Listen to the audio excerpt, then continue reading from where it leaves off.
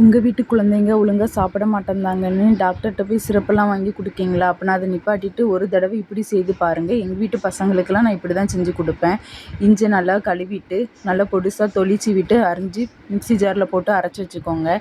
திருப்பி ஒரு கடாயில் மிளகு ஒரு 5, துப்புளி ஒரு 4 போல் சேர்த்துக்கிட்டு அதை நல்லா வறுத்தெடுங்க. வறுத்து எடுத்துட்டு துப்புளி நாட்டு மருந்து கடையில் கிடைக்கும். நீங்களும் ஒருக்கா வாங்கி ட்ரை பண்ணி பாருங்கள். அதை 2 வறுத்ததை உரல்ல போட்டு நல்லா நுணுக்கிக்கோங்க. நல்லா நைஸ் பவுடராக நுணுக்கிட்டு கடாயில் வெல்லம் தண்ணி சேர்த்து நல்லா கரைச்சி எடுத்துக்கோங்க. தூசி இல்லாமல் ஒரு சல்லடையில் வடித்து எடுத்துக்கோங்க. திருப்பி ஒரு கடாயில் வடித்ததை ஊற்றிட்டு அது கூட இஞ்சி நம்ம அரைச்சி வச்சதை பேஸ்ட்டையும் உள்ளே போடுங்க. நீங்கள் ஃபஸ்ட் வாட்டி செய்கிறீங்கன்னா இஞ்சி சாறை எடுத்து செஞ்சு உங்கள் குழந்தைங்களுக்கு கொடுங்க. இல்லைன்னா தொண்டையில் தும்பாக மாட்டுற மாதிரி இருக்கும்.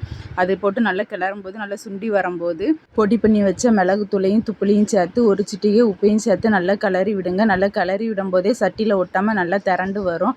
பட்டர் பேப்பரில் ஸ்பூனை வச்சு குட்டி குட்டி காயினாக ஊற்றி எடுத்துக்கோங்க. நான் ஐஸ் குச்சி வச்சியும் கேண்டி மாதிரி செஞ்சு வச்சுருக்கேன். பிள்ளைங்க நல்லா சூப்பி சாப்பிடுவாங்க எங்கள் வீட்டில்.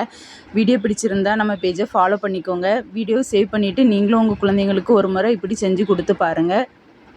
என்னுடைய பசங்களுக்கு நான் 2 வயசுலேருந்தே கொடுத்துட்டு தான் இருக்கேன். நீங்களும் வேணால் ட்ரை பண்ணி பாருங்கள்.